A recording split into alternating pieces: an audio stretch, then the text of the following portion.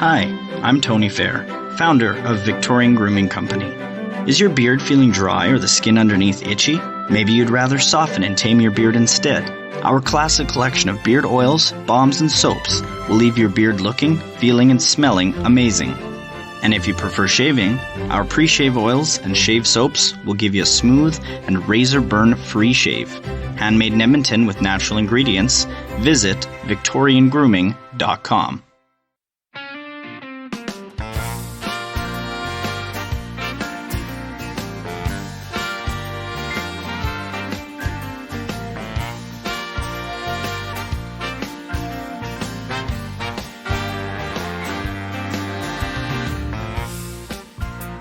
Worst kept secret in the world.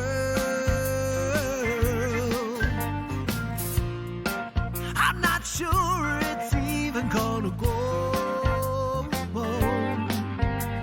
Smiling face, I smile back. Tender gave me a heart attack.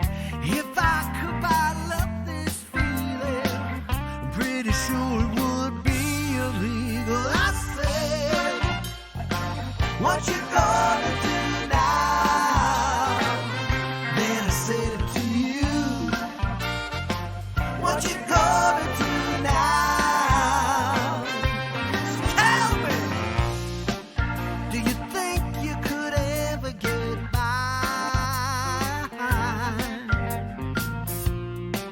Loving me and never ever saying goodbye. I'm not flat out my power you hold. If I don't say something quick, I'm bound to explode. Thought of you stepping by my side, leave me ever so satisfied. I said, what you gonna do now? Then I said it to you. What you gonna do now? Now that I found you, what you gonna do now? You know you found me too. What you gonna do now?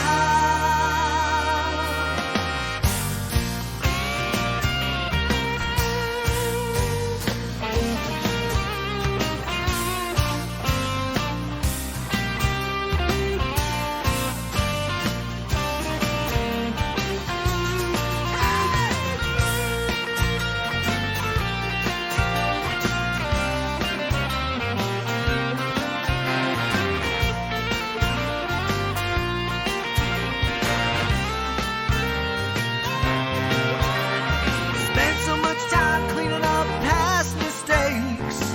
Gonna do this one right no matter what it takes. One last thing I just got to know. Would you hold me and never let go?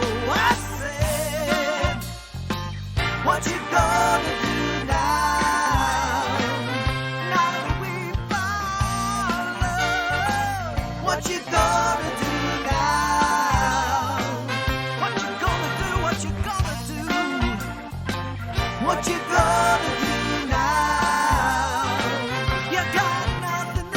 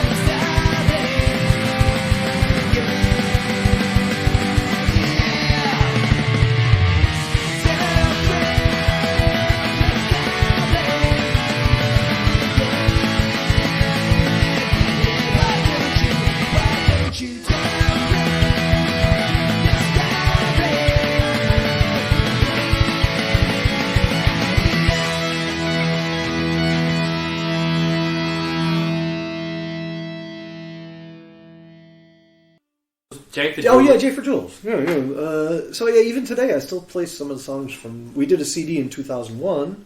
Yes. And I still play some of the songs live from that because Why did that take so long, from 91 to 2001? That's a long... personnel and getting cash together, and I guess I take a long time. I want to do things the right way, so but find a good studio that's within our budget, make sure that we have the arrangements of the songs done the right way, and just have the production. But in the 90s, you played like cargo bars, lighthouses. Yeah. Did a few tours with J for Jules. Well, just playing local bars. It was enough work in town to play in, and also at the time I was slowly getting into my IT career. Right, and that time it was the future, right? Right, sure. Anybody could get in. It was a gold rush. Yeah. I worked for Honeywell for 3 years, and also playing in the band, and was assigned to do desk side support IT work for the local power company. Honeywell had a contract with the power company. I worked there. Then some other friends broke away and formed their own consulting company. And I was like, go 90s. This guy's family who started the company is rich. I'm getting on the ground floor of this company. I'm going to work really hard for them. And when this takes off, easy street. And I won't have to work hard the rest of my life. Well, then it turns out a little bit of mismanagement, not on his part, but I think he kind of got a little disinterested. And then the people he said it's middle management didn't really work out. Right. And we weren't getting a lot of contracts. So, oddly enough, I left the power company working for Honeywell. I went to work for this consulting company. The consulting company got a contract back with the power company, so I went back to where I was. So I was working in fossil fuel power plants. I was working in offices, and it was interesting to see. They had a plant in the downtown area of the city that had opened in 1905, and it was amazing to walk around this place because they'd modernized and some of the sections were closed off, but you could still see it looked like something out of the 1930s Frankenstein movie with these big power switches and whatnot. Yeah, it was very, very cool to be around that stuff. So saying here, you released the album in 2001. Nouveau. Yeah, Nouveau Child. Nouveau. Yeah, it was kind of doing we had a song called Nouveau Child, but it didn't make the album. Right. But we liked that title. We wanted to have the album to be sort of like future kid and robot themed. So we found a couple of stock photos of kids and robots, and that was sort of the theme of the whole CD cover package. And we even cleverly put the song titles in the number listing in binary. All right. So I was like, okay, robots can read this too. So. Yeah, right. So is this still available? Actually, it was so weird when I got here. Now recently everything's on QQ Music. Yeah. One of my friends, Paul Meredith, had said, he says, my songs are on QQ Music. I'm like, I get it out, and I just kind of, for the heck of it, typed in J for Jules and one of the titles of the song. Boom! Like, my album is on QQ Music in China. How is that possible? So yeah, it is. J for Jules, Nouveau Child is available on QQ Music in China. There you go. Mm-hmm. Oh, that's amazing. During this time, I don't know if it's personal, but did you get married? Did you have children? No. I've been dating on and off with people, but single. Yeah. Mm-hmm. Yeah. No. During this time, or yeah. Okay. Yeah. You meet somebody, you date them, break up. Nothing long lasting. Bit of a bad band splits up just after the release. Yeah, just a little bit after the release. I think we kind of had enough. Or? Yeah, we were trying to push it and get it to go, and just. It was also pre-internet, so you couldn't really push stuff out online. You kind of had to do all the footwork yourself. Yeah, and the touring. And get it out in front of people. And everybody in the band had steady jobs, so nobody really wanted to do it. And it's just kind of petered out a little bit. 3 years later. Yeah. No more IT job either. No. I was consulting for the power company. The power company actually was bought out by... a company from California, and so the local Northern Illinois Power Company, Commonwealth Edison, sold everything except the wires to this company in California. They sold them all the power plants. You can generate, but we've got the way to get it to the people. So you have to pay us transfer. It's pretty smart. Oh, and also ComEd has 5 nuclear plants that surround Chicago. Wow. So we got plenty of power. And then slowly, they were this company, Midwest Generation, was tied in with a little bit with Enron, with the power dealing, and Enron was the big energy company out of Texas that was dealing power futures, but was the term "cooking the books" came from those guys.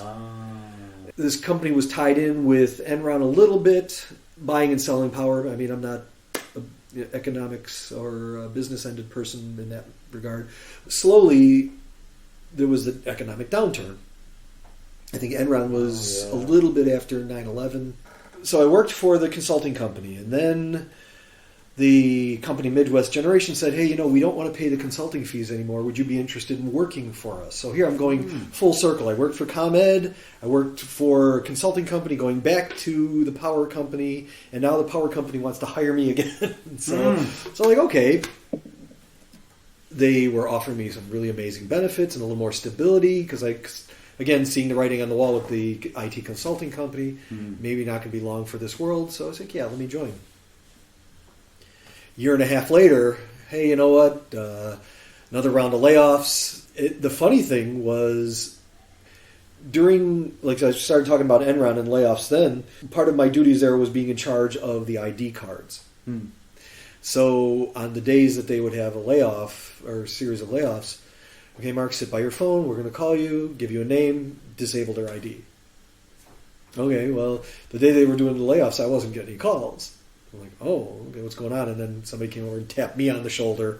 Said, okay, please come with me. And, show up to work at, 8:30 in the morning. By 10 o'clock, I'm sitting downstairs with my stuff in a box. Wow. Like, what just happened? So first thing I do is go to a local bar near my apartment and go have a beer like you do when you're laid off and try to figure out what to do.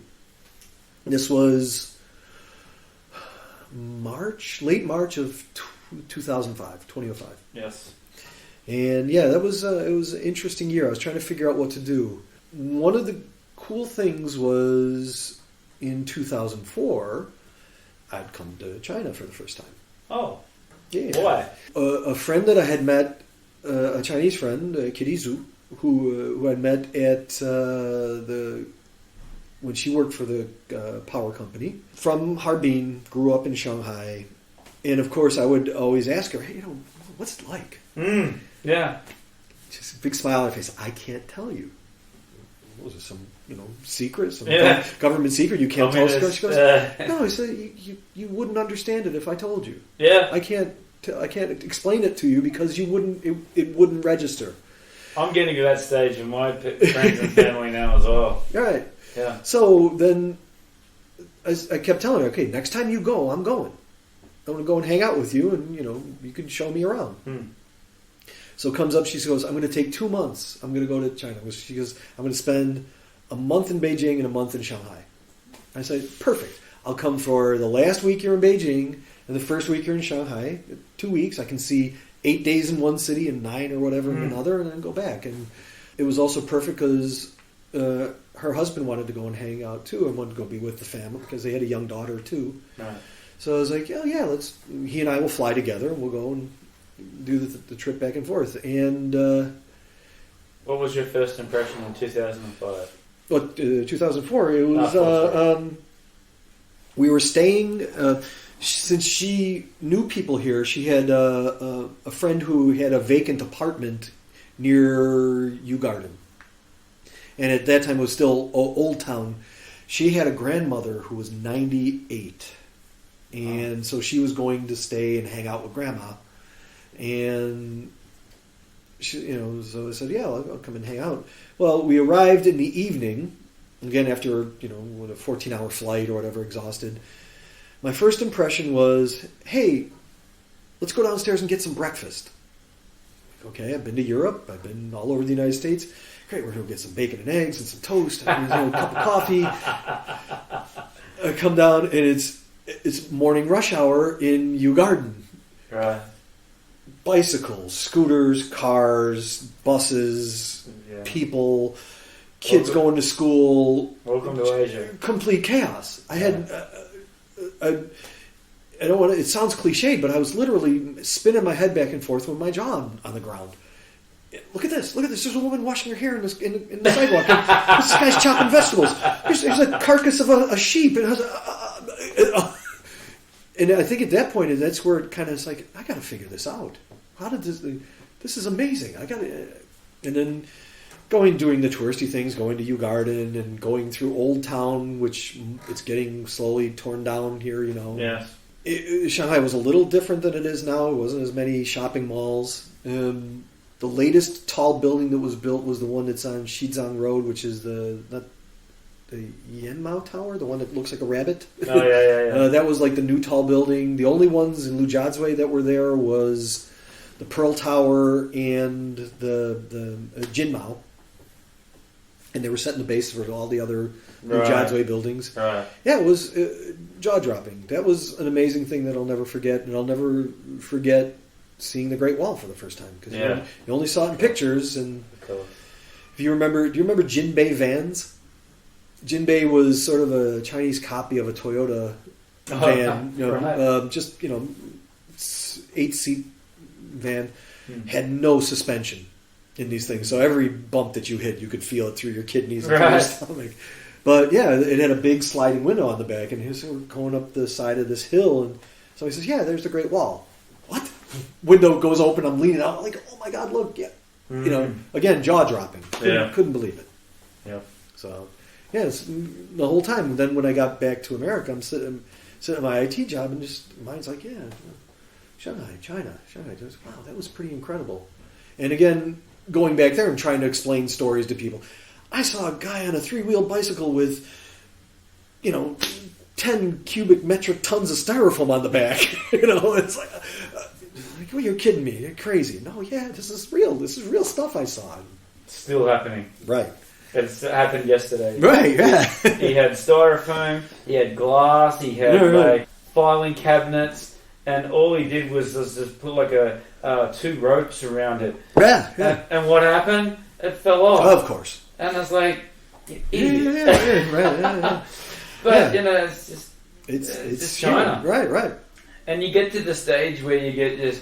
Your jaw drops so many times that you get to a stage where it's just...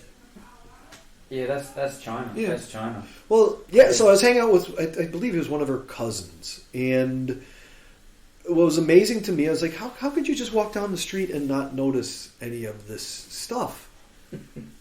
And I think now I'm at the point where it's the same thing, is where, crazy stuff is going on all around you, and you just go, I got to get to work. I can't be worrying about this stuff. I got places to be. So, so like I said, it got into my psyche and my thinking, and was trying to figure out, and meeting people, people here, and talking to people, and got laid off, and it's like, okay, well, I was given a really good severance package, even though I had only worked for maybe a year and a half or 2 years from these guys, enough to become debt free. First time I'm debt free since I was 18 years old. Wow. What do you want to do with your life? I could go back and do an IT job. No, it was bad in a sense that it gave me the impression that if you're in IT, it's a thankless job. Either they don't care about you because their equipment works, or you're the face of their anger because it doesn't. Yes, that's right. So I was like, why do I want to go back to that? That's awful. I did IT was my major, my first really? major. All right. So I hated it. Up until that time, I did 1 year of IT, and then after that, I never used it anymore. Yeah. So. And I was using Windows 2000. Yeah. Was my last sort of operating system, and that's not non-existent now. Right, so, I'm very glad that everything that I knew I've forgotten. Yeah. There might be a couple of DOS commands I might still remember back there somewhere, but other than that, nothing. And now they see this on my resume. Oh, you're IT major, and it's like, you want to help IT, and it's like, no, I don't. No, I don't want anything to do with that stuff. Yeah. Get some hotshot 21-year-old to do it. Yeah, that's right. Yeah. So, you made the decision in 2015 to come over here? I didn't make the decision right away. First thing I did was I went down to the unemployment office and applied for... I paid into the system, give me some money back, and so give me some time to make a decision. It wasn't a lot of money, but it was enough to carry me. And I said I'm going to take a couple months off and try and figure out what to do. Well, I was keeping contact with one of my Chinese friends here that I made when I was on vacation, and she says, "Yeah, why don't you come here and try to teach English?" I said, "I know somebody at a school here, English Training Center," and contacted them, sent some information over, and said, "Yeah, if you want to come, why not?" That was in the Wild West days where you just needed a degree and didn't really need any teaching qualifications. No. So came and it developed it. I got a philosophy of, okay, well, if I'm going to teach, how would you teach? I said, well, who were the teachers that you liked? Imitate them. So I had a history teacher that I liked. I had a couple other teachers who said, be friendly, be open, and just communicate. Now I wasn't teaching kids; I was teaching adults, so it was easier for me to relate to them. And, even still, yeah. So I have the same philosophy, and I still have it today. Teaching, what would I like if I was the kid sitting down in my class?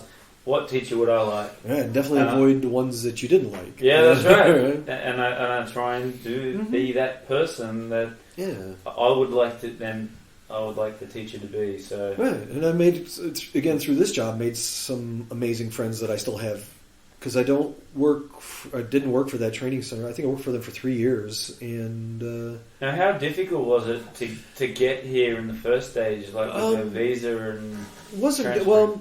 Get a tourist visa, come here, and then the old school way, and they'll switch it around for you. And then also there was the good old days where you had to do a Hong Kong visa run. Hey, what are you going to do? Well, you go to Hong Kong for 24 or 48 hours, get a visa. Well, how about I'm going to go for a couple of days? How about that? Yeah, okay, fine. Yeah, come back and apply for the work visa. I think last year was the first time that they stopped that. Yeah. I did when I started to work for Pearl. I had to do that. I think it was because I was getting off of one multi-entry Z work visa, and I was like, "Oh, for sure, you got to leave." Okay, well, where's the cheapest, closest place? I did Macau. Oh, yeah. That was so obvious. Like most of the plane got off. They were foreign people. And they slept in the hotel in the airport. Right. Got the first flight back to Shanghai early in the morning. It was like 5:30 in the morning. Yeah. And they just didn't even just went bang bang, go. Yeah, and it's like I just want to. I'm worried the first time. It's like, oh, what if I get caught? Like, right. Yeah, I just wanted to relax, and I thank goodness I found. Back then, I found a hotel that. I actually walked over to the concierge and said, "Hey, I need to get my visa renewed. Do you have any information? Where do I got to go?" "Oh, really?" Makes a call. "Yeah, we'll take care of it for you. It'll cost us money. Just it'll take 24 hours to do. Go and enjoy yourself." Wow. Okay, fair enough. So coming back, did it take you coming back to Shanghai? Did it take you any time to sort of adjust to moving here? Was it? Yeah, I mean, it was. Language barrier and of course. Well, the first thing I stayed with my friend Kidisu's relatives, right, cousins, and they were. This was back when there was really no subway system here. When I got here, there was 3.5 subway systems. Right. So it was line 1, line 2, line 3, which went its way, and line 4 only went halfway. It wasn't a complete circuit. Oh wow. So I was staying out in Yangpu and working in Xujiahui. Take a bus to People Square and then get on the subway. It was like almost an hour and 20-minute commute. Brutal. So I said, okay, well, I'd like to find an apartment. And they said, well, okay, we don't want you to stay at our house anymore. So they wanted. I lived with them for about a month, and they found me a place. Oddly enough, I'm still in the same apartment. I didn't leave. Right. Yeah. I found an amazing landlord, and it was dirt cheap when I moved in for the location I'm at. It was 20-minute walking distance to work. It's like I'm far enough away from work where I'm away from work, but I'm close enough where I don't have to, wake up too early to get there. And it was language barrier and being here I got here in August of 2005. Now the funny thing about that is, during the whole summer when I was back in Chicago, I had friends who were in IT sales. They worked for like Samsung and different computer companies. And if you work in sales, you get free tickets for stuff. So they go to their clients and say, "Hey, yeah, great, good to see you. I got some baseball tickets. Do you want them?" Yeah. They're for the White Sox. Oh no, they want Cubs tickets. They want to go watch the Cubs. Right. So I'd get a call. "Hey, Mark, I got 2 Sox tickets for tonight. Do you want them?" "I'm not doing anything. I don't have work tomorrow." "Yeah, give me them." Yeah. I saw like 25 games that summer. Wow. Because they just kept throwing me their tickets and they were free. Yeah. So I got a chance to see a lot of the 2005 team. Oh. I made a decision. There's my very, very good friend Greg Cohn. He and I he introduced me to the interesting aspects of going to watch the Cubs, which is basically going and drinking. Went to a ball game. We were drinking. We had some beer. We sat on another friend's front porch of her house. And so he says, "What are you going to do?" I said, "Well, I was thinking about going to China." And he says, "You should do it." I'm like, "Why?" Because if you don't do it, you're going to regret it the rest of your life. Like, that was when the decision was made. And so then within about a month and a half later, I was here. That whole time during July, the White Sox look really good. What do you think they're going to do? I said, "They're going to win. They're going to win it all. They're going to win the damn World Series." Why? Because I'm not going to be here. I made the decision to leave. Yeah. And sure enough, in October 2005, they swept the Astros and won the World Series. Wow. I did watch replays on I had the MLB package on my laptop. And I was watching the games live. And I watched, they did the ALDS, the division series against the Red Sox. Red Sox had won the World Series in 2004. So they were a heavy favorite. Here come my little upstart White Sox. Usually with Chicago teams, there's the build up, and then the great unraveling. This is where it all goes wrong. Yes. Middle of the game, bases loaded, nobody out. I think it was game 3 of the series. It might have been game 2. I'm sorry, I can't remember exactly. But here it comes. This is where the Red Sox are going to put up 5 and goodbye, we'll see you next year or whatever. Ozzie Guillen, who's the manager, kept El Duque Hernandez on the roster.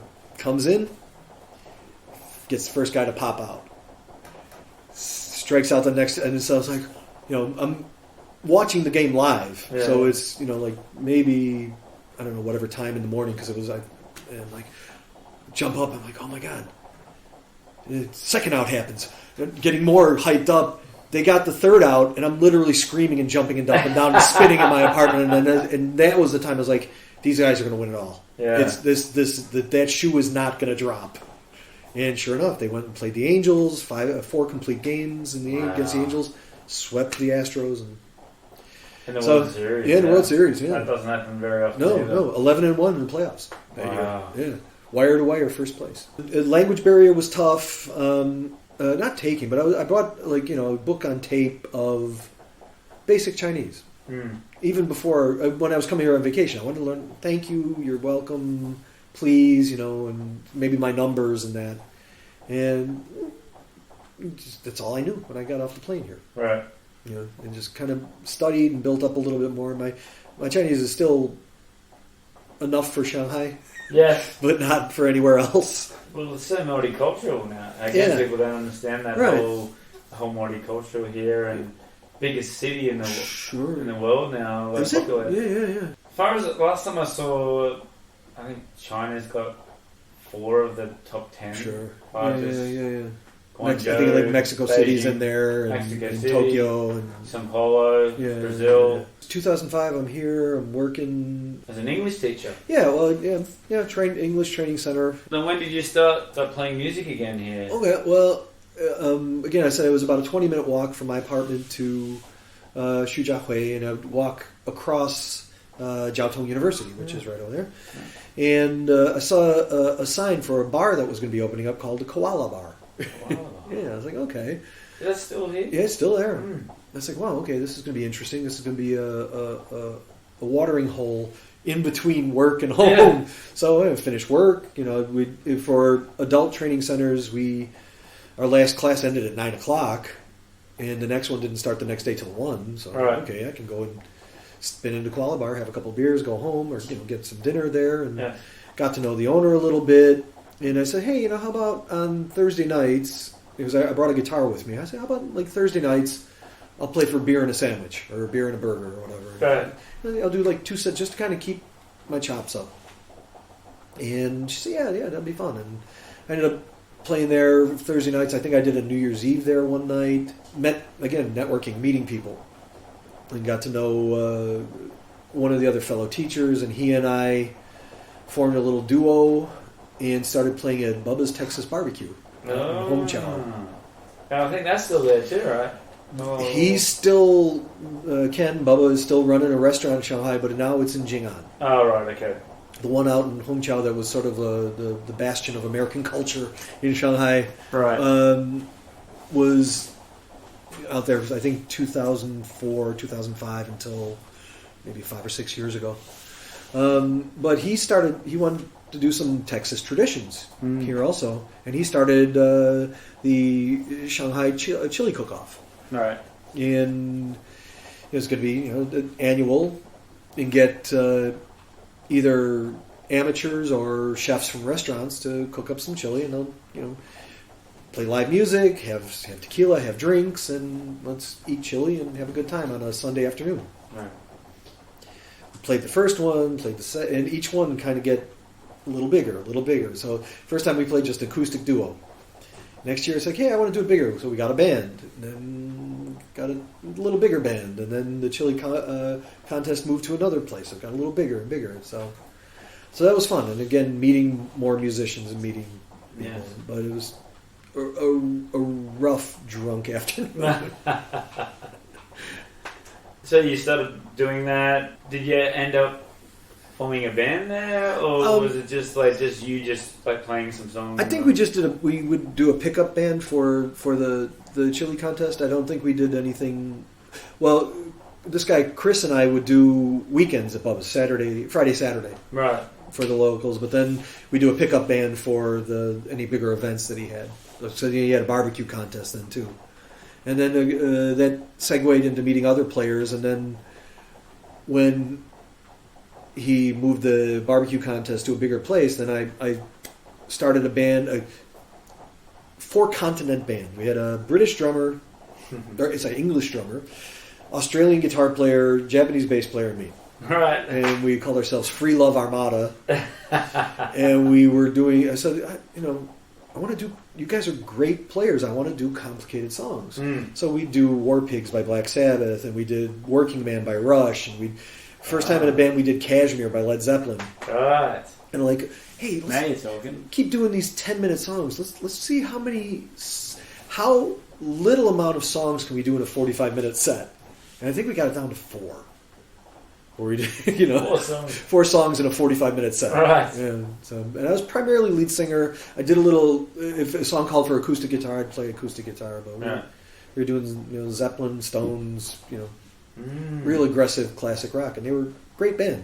But Yusuke, the bass player, decided to move back to Japan. Then eventually, guitar player, he moved back to Australia.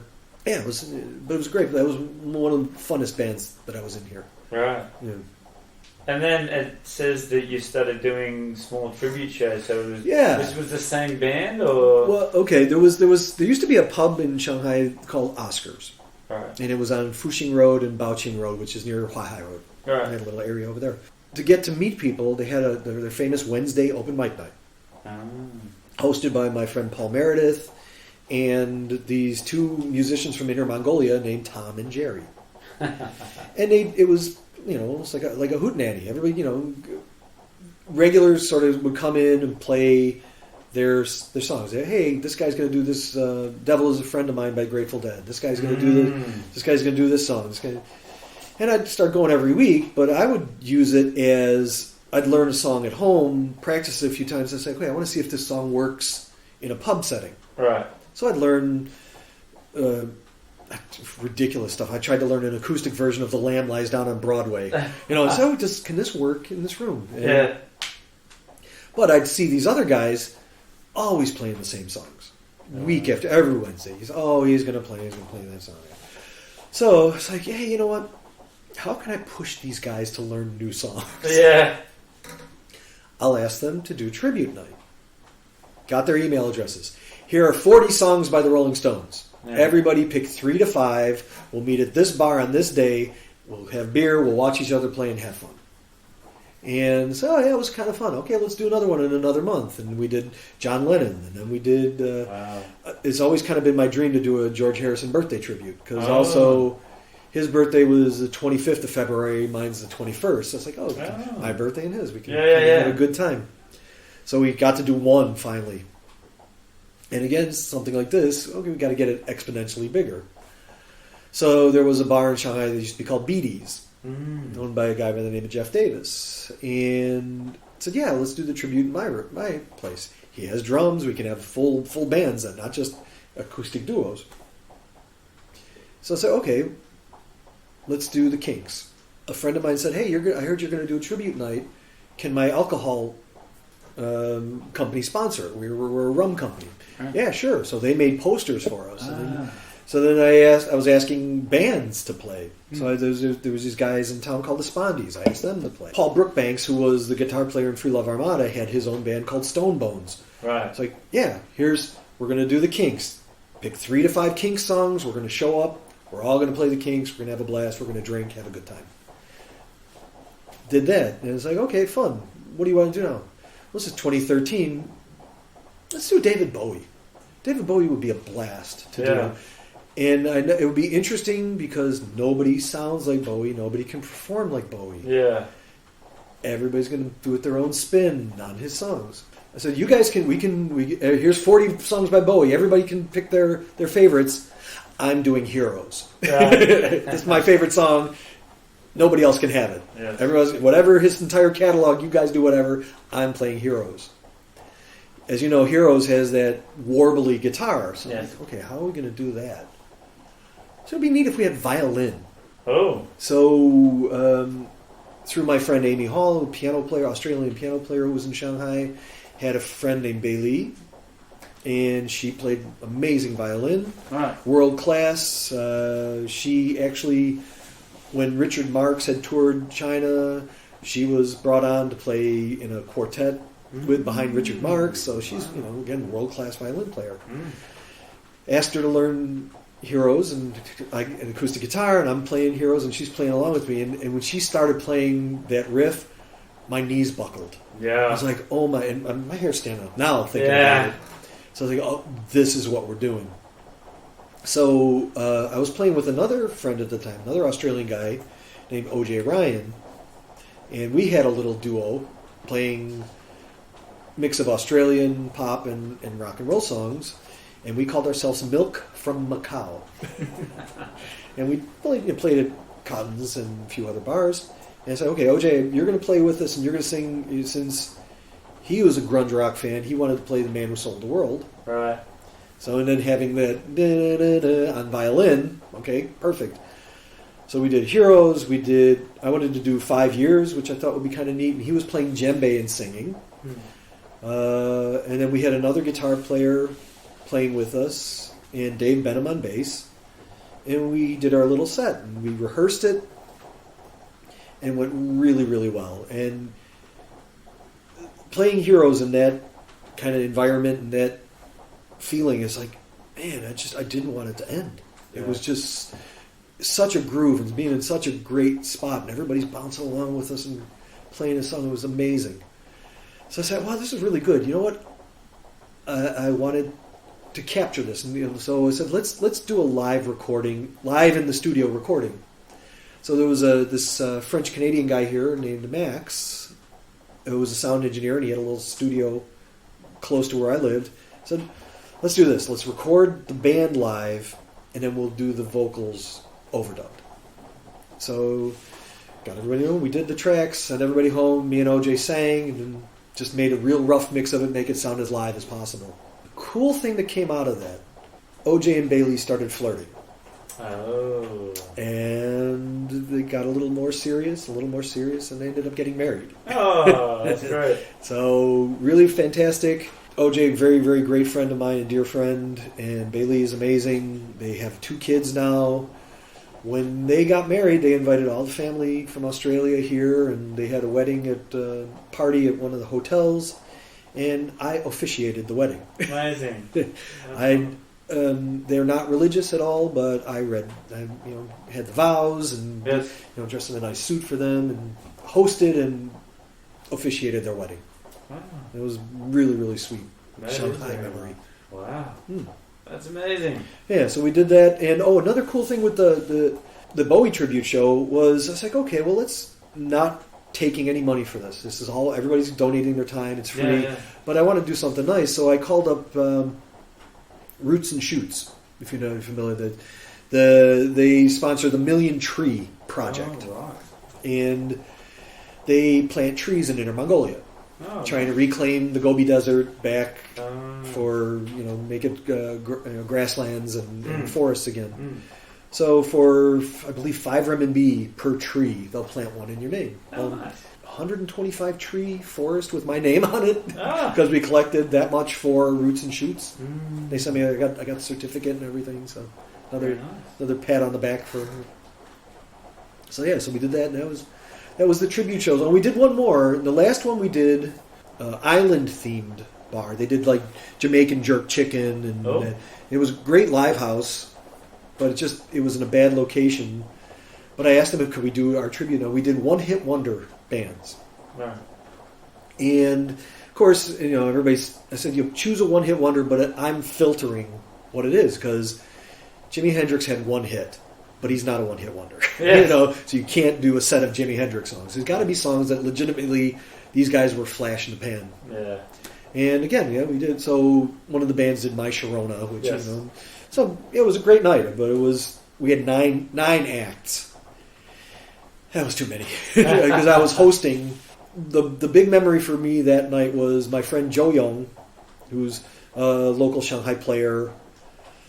Amazing artist, does visual arts and rock and roll performer. He decided to do kung fu fighting, Oh. and he invited me and this other guy, Dave Benham, the Australian bass player. We did the oohs and the ahs and the and the noises. Everybody was kung fu fighting. Yeah. So that was a fun thing. But I gotta tell you, when we did the Rolling Stones night.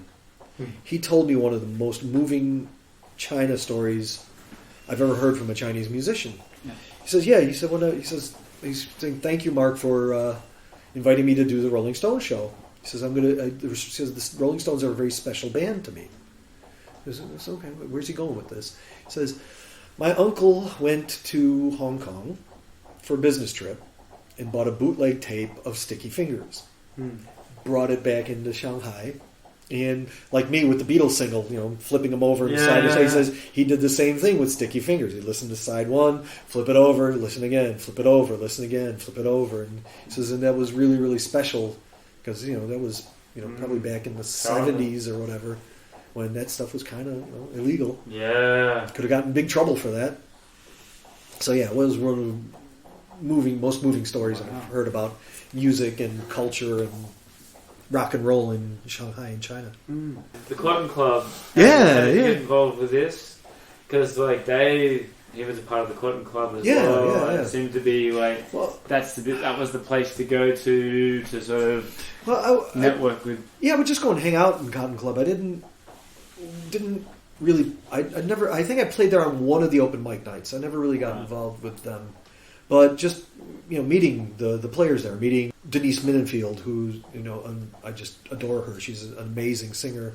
unfortunately, she had to leave Shanghai, and she's in America now. During the exodus of musicians during the beginning of COVID, she was on with them. She was the lead singer there, and then I get to meet Greg and met Dave there, the group of musicians from Cotton Club, and just networking with them, and they're amazing, and they still play her. Yeah. One of the things that I told you about Oscars and Paul Meredith. Paul had actually then asked me to host some of the open mic nights. I got to be friends with him. We did that. And after a while, one of his friends named Ruby Sao, who is still doing music promotion, she was doing tribute shows too.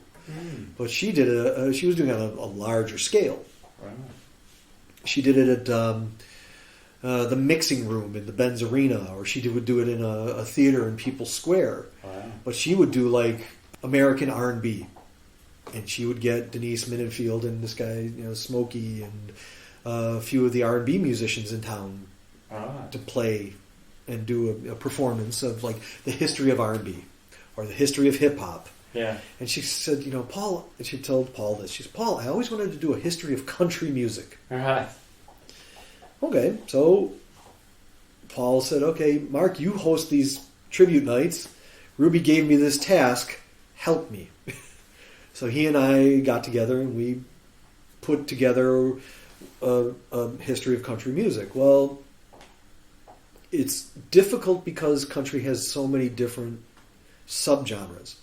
Yeah, that's true. So to do the history of it, we got to go back to Way back. early 1900s. Yeah. And so we found two guys from Beijing who were famous for hosting square dances. So we got them in. Fiddle player and banjo player who can call square dances. And it's all of a sudden the band grew bigger and bigger and bigger. We had 4 or 5 male singers. We had 4 female singers. We had a drummer from Mauritius. We got a UK keyboard player. We had a guy playing pedal steel. This band was enormous. Yeah. It was an amazing night of country music. I got to sing a half dozen songs in the show, but also MC. Right. And that was one of the fun things. And again, making connections with people. I made a connection with Denise, and I made a connection with, her stage name is Lulu Galore, Lulu Ye, and she does burlesque in Shanghai, and she's a singer and does jazz. And we've done some work together since then. My friend Yuko Kishi, I've done some shows with her. One of the amazing things about being in that show was I was host, but they didn't want us to leave the stage because we wanted to keep the songs moving quickly. Yeah. So they found me a barrel, and that was my station. I had a bar stool and a big barrel. So I'd put a beer on top of the barrel. I had my set list and my notes there on top of there. And when they needed me, I'd grab my microphone, I'd run out and give my little speech and go back to my barrel and sit there. So I was on stage seeing this amazing show. And we had Denise in the show, and Denise saying, "You were always on my mind." Mm-hmm. And she's such a powerful and amazing singer. And she had this hot band behind her. Tore it down. Yeah, just literally get choked up and tell people, hey, I'm not, patting my eyes, but there's genuine tears coming out of my eyes watching this. So it was fun. And they gave me the honor of closing the show of singing Take Me Home Country Roads, which is a huge song here in China, oddly enough. And so I usually play that most shows I play here now, too, just because of that. Yeah, like you said, it's still very popular. Yeah, it's huge. The kids must have it as well. They know the song as well. Yeah, it's a weird thing. There's a half dozen songs. There's Hotel California, Country Roads, Edelweiss, and Yesterday Once More. Right. That are just huge. Like, you're 16 years old. You shouldn't like these songs. Why? Why do you like them? Well, there was a kid there. He's 4 years old, and his English was not very good. Mm-hmm. But I just heard him singing Country Roads. Yeah. Take me home, West Virginia, and I was like, what? Yeah. You're 4 years old. It's unbelievable, that song. Yeah. How much traction it has. And then when the Eagles were here in 2017 or whatever, I got tickets. I went to go see them. Not too many big shows come here, so and sure enough, they started playing Hotel California. And there was a teenage boy behind me who was singing at the top of his lungs. Yeah. Did you see Metallica here? Yes, I did. Yeah, that was fun. That was a fun show. Now they're my favorite band. Really? Yeah. That's Is it like AcDc but Metallica's your band, like me? With no. Well, Metallica's number 1. AcDc is number 2. All right. I got another kind of country road story. Yeah. I was teaching the VP of training for McDonald's Central Region. Wow.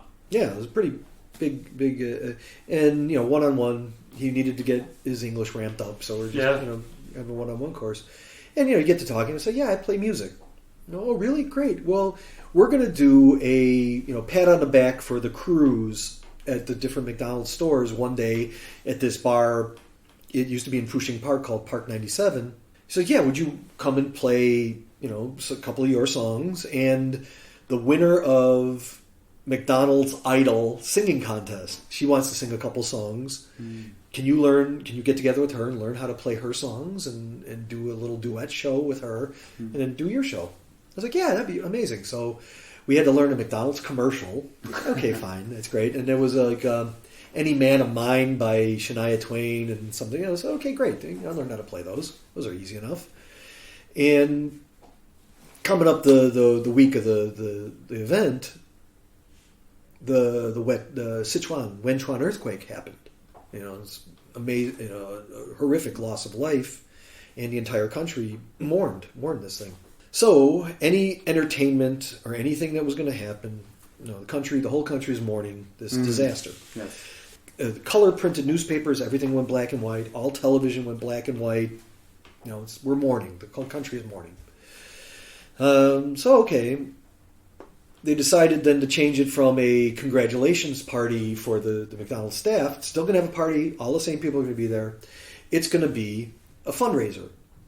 And the executives are going to be there now, and they're going to have an auction. And, we're going to raise money for this thing. Okay, so great. I show up with my guitar in my back, and it's like, hey, okay, Wayne, I'm here. What's going on? When do you want me to play? Oh, no, typical Chinese line, have a rest. Okay, I'll sit down. Have a glass of wine, a little bit of food. Half hour goes by. Okay, when do you want me to play? Oh, no, don't worry. Have a rest. Okay. So then they put up a video screen. Big video screen. They start handing out electric candles and electric glowing hearts to everybody in the room. Lights go out. They start showing a slideshow of the destruction in Sichuan. Everybody's holding these candles. They're hugging each other. They're crying.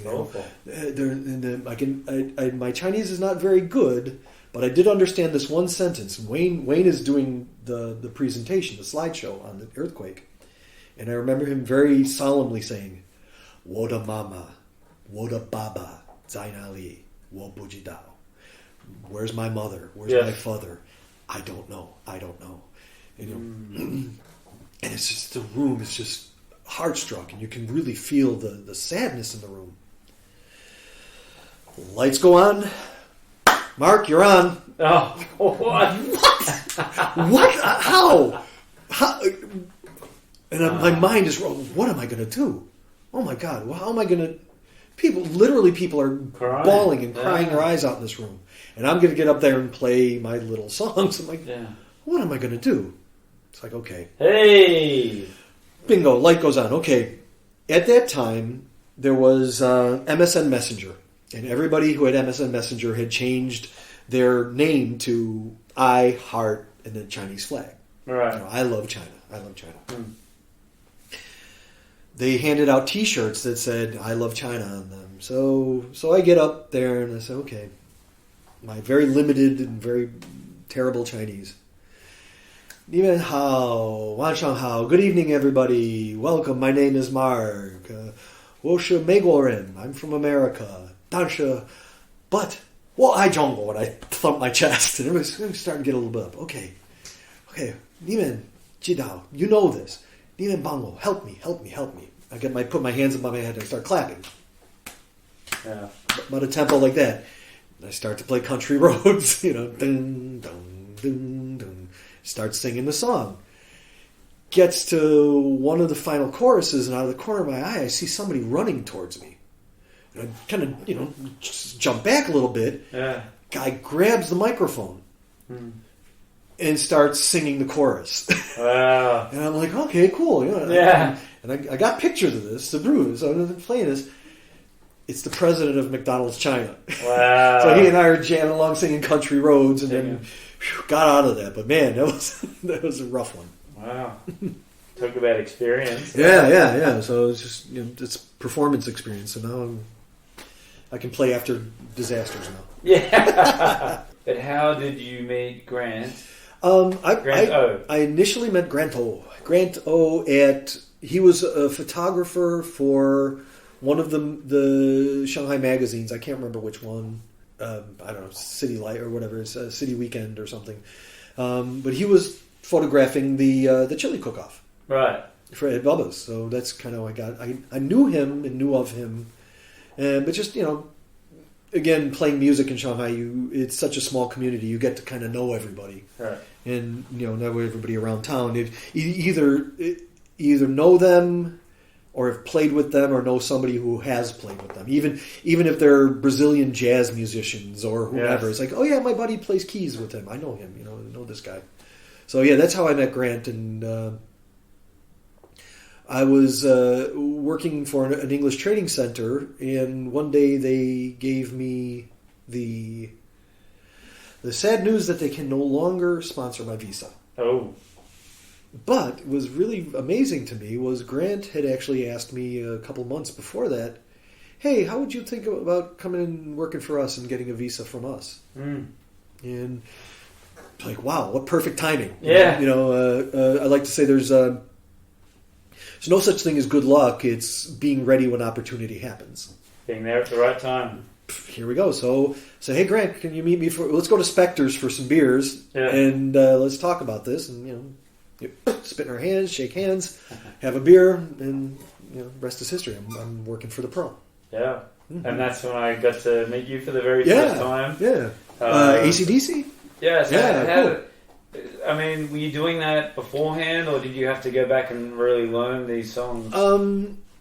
Some of them I was playing back when they were new. Right. Like Highway to Hell and Touch Too Much was playing in that original band back in the 81, with those guys. Yeah, and, remember doing Touch Too Much very clearly. So it was like, and also then hearing them over the years on classic rock radio, it's like, okay, yeah, just got to kind of learn the words and let's go.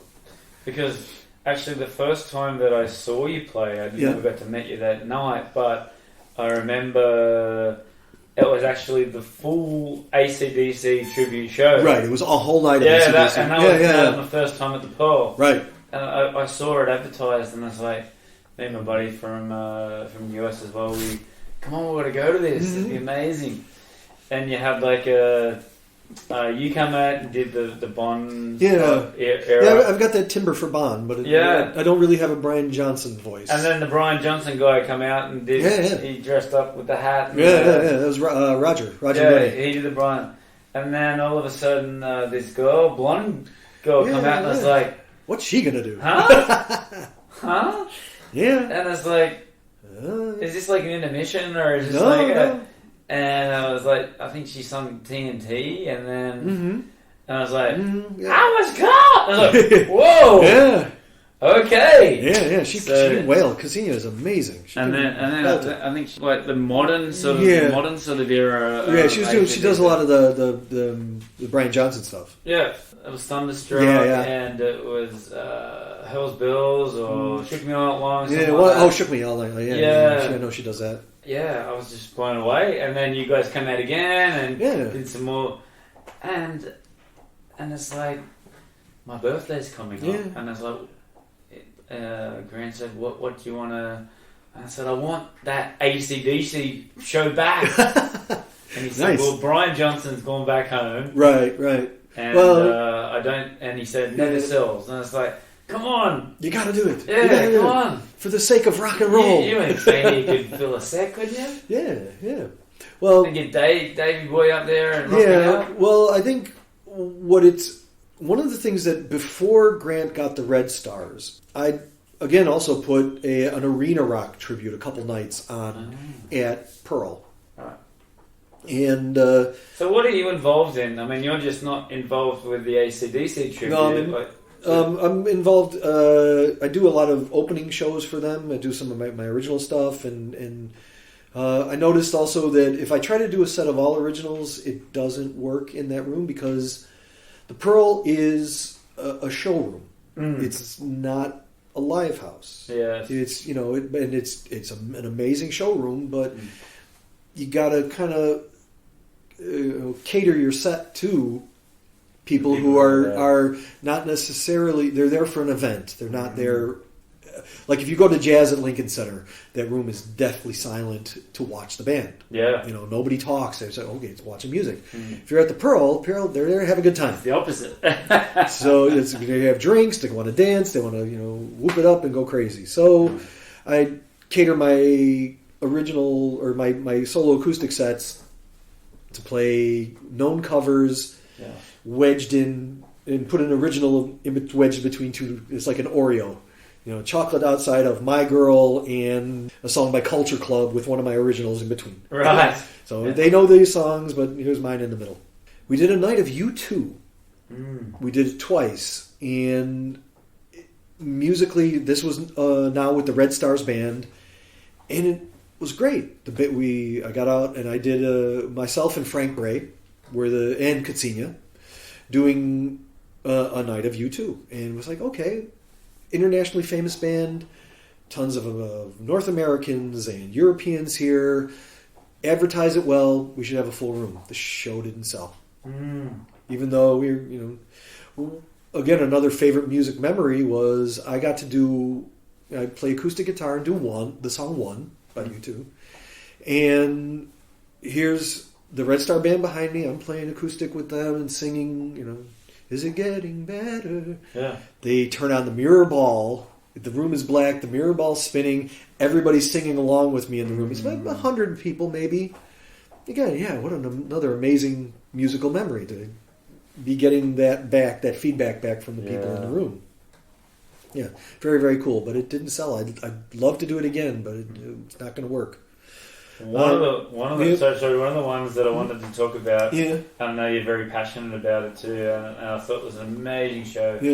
Pink Floyd. Yes. Pink Floyd tribute. Tell us about this. Well, we had wanted to do that for some time, and it had actually been planned for March of 2020. Right. It was going to be the first time we were going to do it. And we were like, okay, get ready for this. We're going to do it. It's going to be a night of Pink Floyd.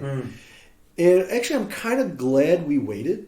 Because that got us to... But your chops aren't ready. Well, for the Pearl to kind of get the visual end of it together. Yeah. Because they were using... There's a... At the Pearl Theater, above the stage, there's like a lot of theaters, there's a giant blank white space above the arch of the stage. And for shows in the past... They would use a video projector and project like just the name of the band. Upcoming. Or during the breaks, they'd have the list of what's coming up. Yes. Okay, well, it's gotten to be a little more sophisticated. Now they've incorporated computer graphics and video and visuals. And Vlad, the AV guy there, found video clips and rehearsed with the band for Pink Floyd to make sure that we got stuff that was synced up visually with movies with the audio. We put together we thought a comprehensive list. I should say Jules, the drummer, he did a really cool thing. He looked at European, Asia, and North American websites of what are the top 10 favorite Pink Floyd songs, and went through those lists and said, okay, every list has this song. Every list has this song. 2 of the lists has this song. Right. Okay, if only one had it, so no, we're not going to do this. So that's how we kind of compiled the list. And I was a little apprehensive. I was like, hey, we're missing this one. He goes, don't worry about it. Don't worry. So, got my vocal assignments, learned my vocal assignments, and showed up and said, okay, but we need you to play acoustic guitar too. Like, okay, so then I had to learn Dogs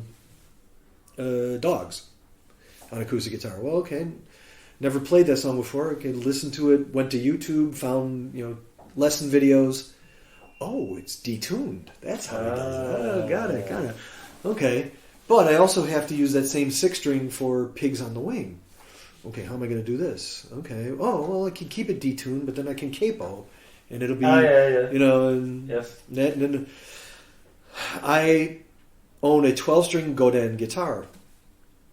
Famously, Wish You Were Here, the intro is played on 12-string. It's like, okay, well, I got to do Wish You Were Here on the 12. So, yeah, it was neat. It was a neat show to do it. I was really excited and happy to do it. And really pleased at how receptive people were.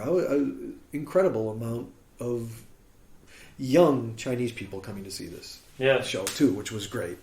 And because I would think of some of the bands that I would like to see: Green Day, Foo Fighters, Metallica, and they're not there yet. Right. Well, I think when the Red Stars do a 90s night, they do a 90s. Yeah, they do those songs. Yeah, but again, I think that I've been trying to push for Metallica, but because the Linkin Park does so well, right? That's what I'm thinking too. If Linkin Park does well, then Linkin Park. Lil. And he's like, I didn't even know it was a band. Oh, yeah? he thought it was a shirt design, And that's like the Ramones. So that's why Linkin Park goes over really well here, because they're a very well known band. Yeah. Well, I mean, most Chinese people will know "Wish You Were Here" by Pink Floyd. They'll know "Another Brick in the Wall" Part 2. Money.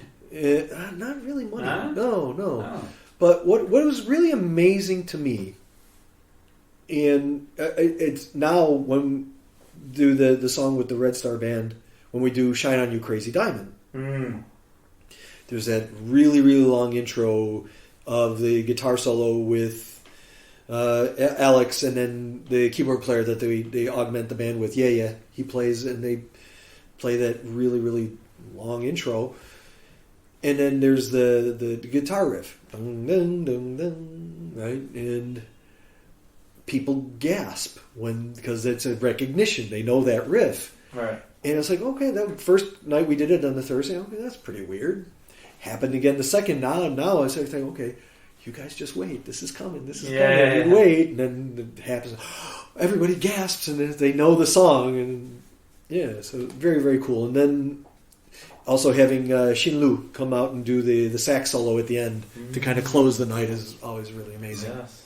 Yeah, right. She's a little smaller than me, so I tried to sort of obscure her as she came walking out behind me, and the line builds up, da, da, da, da, da, and shine, and I turn and hold out my hand, and then she was behind me starting the sax solo. Right. Try to do some showmanship, I guess. Have you done some Van Halen? Can you do some Van Halen? Yeah, well, when they do now AcDc, Led Zeppelin, and the Monsters of Rock. Oh, the Monsters of Rock. Right. Because that was initially when I did the Arena Rock Band nights, we would call it Monsters of Rock, and our band name was Rockosaurus Rex, and we even got T-shirts made up. Right. Yeah. So it was fun again, and getting to my friend Lulu to sing a couple of songs in there, and this other amazing up and coming. She's going to be really famous someday. Moses, who does Thursday nights at Chair Club,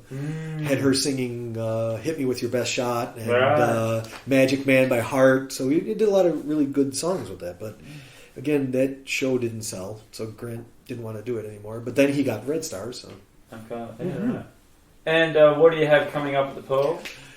I don't currently have anything scheduled. I know that the Red Stars are going to go on a much-deserved break during Chinese national holiday. But I think probably something in December. I know they'll have Christmas coming up, and they have a French Christmas market usually, and I'll go and play for that. They're going to do Pink Floyd again? Or? I don't think that's going to happen again this year. I don't anticipate it, just with the way they have to schedule shows so much in advance. Yeah, right. But it doesn't mean I'm not busy. Yeah, definitely. I was telling you, I was doing the voiceover stuff, and I got involved in... Every 10 days or so, I get called to do a voice for a video game. Right. Being around microphones and also being I think being a singer, you can kind of really manipulate your voice a little bit. So, like, if I want to sound like Bon Scott, I can sound like Bon Scott, but then I can push it a little more and sound like a monster, Right. or I can push my voice down deeper and growl. Yeah. So I've been doing a lot of that stuff. And in the midsummer, the studio that I go to do the voiceover asked me to record a couple of vocals for some kids' songs, some out of copyright, public domain songs, like changed lyrics to When Johnny Comes Marching Home or Auld Lang Syne or something like that, but now with kids' lyrics. I say, yeah, okay, cool. I can sing it. I'll get paid for it, no problem. Well, then the people who were the client saw me and said, okay, well, would you mind auditioning for the live portion of it? Because we're going to do the song and then a video segment to go along with the song. I'm like, okay, yeah, so I auditioned. I didn't think anything would come of it. They called me up and said, yeah, we want you. I'm like, really? Okay. So it's pushing me out of my comfort zone. That's good, but I had been fitted for a costume. Oh, wow. I get to be Mark in the video series. We did a story about a donkey named Tingaleo. We did a story about 2 elephants dancing on a spider web. Oh. And I got called to a full-on movie studio, production studio in Jinqiao, out in the Shanghai suburbs. Thank goodness I had no idea what I was getting myself into. They sent me some videos. I had to learn a couple of dances. So I had to do a synchronized dance with a child actor. Okay. Like I said, you learn these dance moves. We rehearsed the dance moves, the child actor and I, and show up on time at 9 o'clock at this studio for hair and makeup. No. Okay. As I'm walking into the facility, I'm saying, okay, well, here's a subway car, and here's a train car. And I was like, these are like full-on movie sets. Yeah. Like, what am I doing? I'm way in over my head. I come walking in, and there's a camper and real grass and full-on spotlights and like 25 people running around, and I got a makeup girl following me around the whole day, and I'm doing these dances, and it took a long time to do, but we got through them.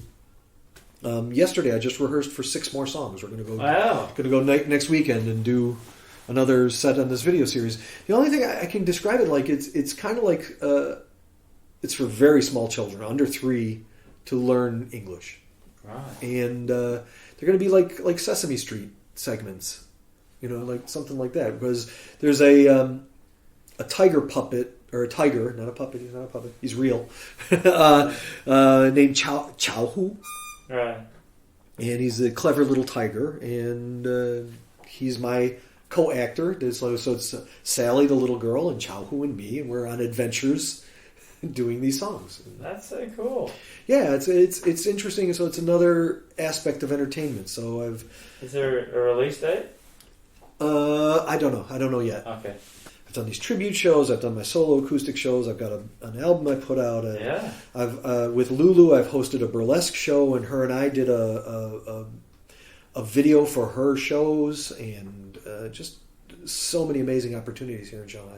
So tell us now about the album. Yeah. Where can we find it? You can international. Well, okay. It's on Apple Music. One of my friends in Australia found it, so it's on Apple Music Australia. Oh, iTunes. Yeah. It's on iTunes. It's on Spotify. It's on QQ Music. It's on Tencent. Excuse me. YouTube Music. It's all over right now. Right.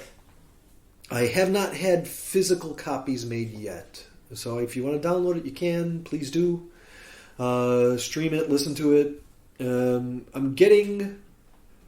I found a place that will make USB business card sized USB drives. Yes. So I can put the cover art on one side, another side, and I'll put the tunes on there on a USB drive, and I'll be selling those at shows. That's such a cool idea. Yeah, I love that idea. So that a couple of months ago, and I was like... I'm going to steal that already. Yeah, so that way I don't have to carry CDs around with me. I can carry Yeah. 25 in a backpack and say, hey, here's my album. Will it be on vinyl?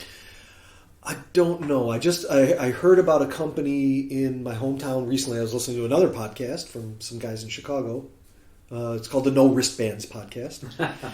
Had a guy on there who does vinyl. So if I get a chance to go back home, I'm gonna definitely look into it there. It's short run, like maybe 200 copies. So it's because I don't know a lot of people who own record players anymore. Yeah, but it might be nice to have. Yeah, definitely. Social medias. Where can we get in contact with you? You can get in contact with me. I'm on Wechat. You can go to Mark Wengelewski on Facebook. I have Mark Wengelewski on YouTube. You're going to have to check the spelling when the podcast comes out. I usually in China I go by Mark W because I have an 11-letter Polish last name. Yes. That my family wouldn't want me to change. So, yes. It's a blessing and a curse. So I go by Mark W in China. But Mark W. Mm-hmm. Yeah. Firstly, what would you say to like an inspiring musician that wants to start a career in music? From your experience. Okay. Be open-minded. You may have a genre of music you love, and you want to play that. Learn your music theory and play music. Get out and perform. Get out and play. It's the only way you get better is by doing it and playing. And you'll notice that you might play with a group of people, and you might be a little better than them. So it's time to go find some better guys to play with. Yes. And then once you finally get maybe to a point where you're very, very comfortable, then you can kind of maybe start incorporating what you enjoy to do, what you love to do. But get out there and play. Get out there and do it in any kind of genre. I actually had this question posed to me a long time ago. Was, do you want to make records or do you want to make albums? And my thought was, let's make records, make money to make albums. Yeah. Let's make some stuff that people will buy, and then when they're familiar with it, then I can be creative. Yes. Agreed. I'll ask a couple of questions. Yeah. And then you just ask me, you give me your top 3 or 4 as of today. So are you ready, Mark? Yeah, I'm ready.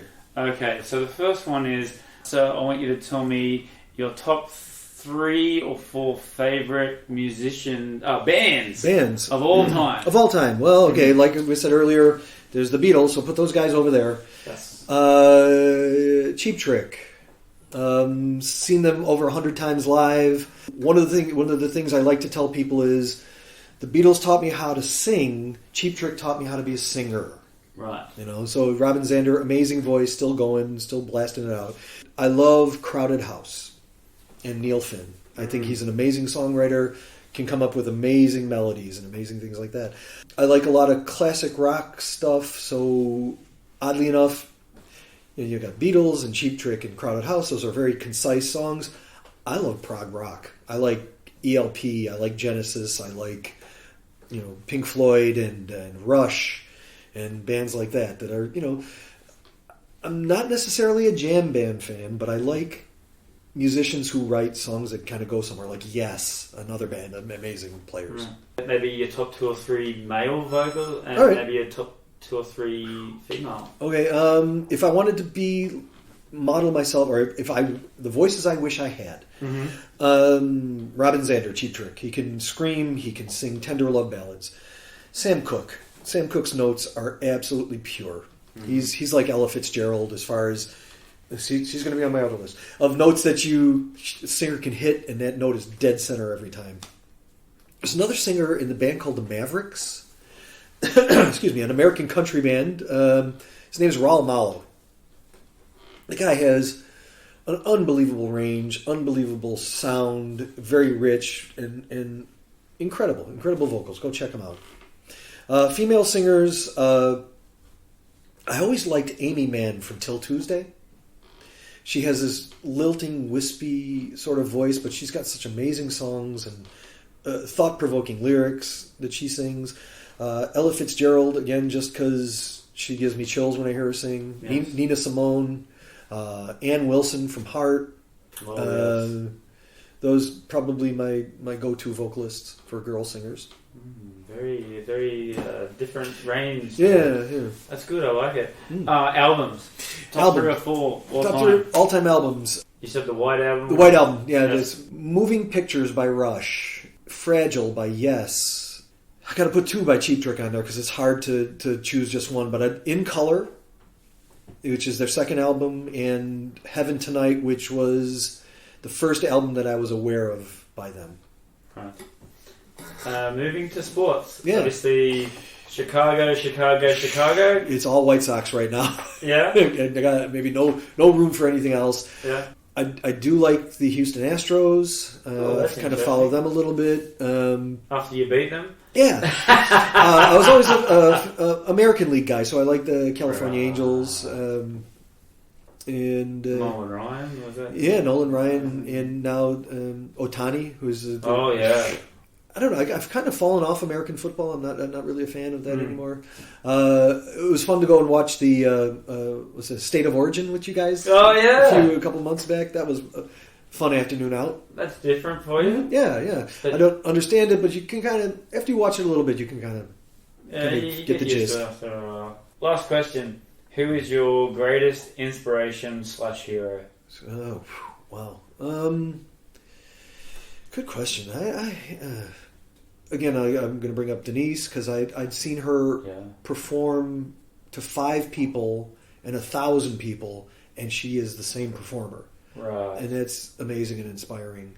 I've got again my friend Yuko, who's a singer. Who's when she's on stage, she gets lost in herself and is an amazing performer. I can say my mom. My mom inspires me because of her strength and what she has had to endure in her life, being a widow in the 60s and then having to raise 3 boys. Wow. Yeah. With the initial plan of her life was to be a housewife.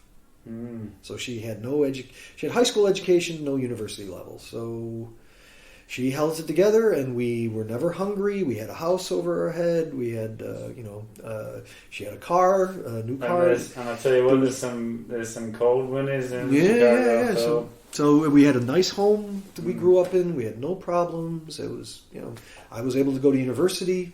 Yeah. So yeah, she's very, very inspiring to me.